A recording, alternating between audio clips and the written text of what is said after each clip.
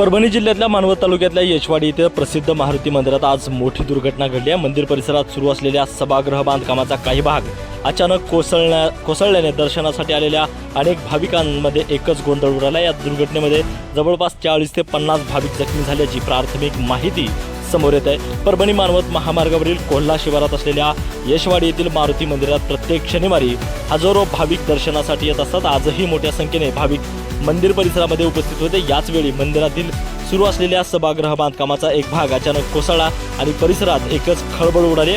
दुर्घटनेनंतर धुळीचं लोट उडाले असून काही क्षणातच भाविकांमध्ये भीतीचं वातावरण निर्माण झालंय। अनेक भाविक पिलर आणि बांधकाम साहित्याखाली अडकल्याची माहिती मिळताच स्थानिक नागरिक, स्वयंसेवक आणि उपस्थित भाविकांनी तात्काळ बचाव कार्य सुरू केले। अडकलेल्या भाविकांना बाहेर काढण्यासाठी शर्थीचे प्रयत्न करण्यात आले आहेत। घटनेची माहिती मिळताच पोलीस प्रशासन, महसूल प्रशासनाचे अधिकारी तसेच आरोग्य विभागाच्या पथकांनी घटनास्थळी धाव घेतली।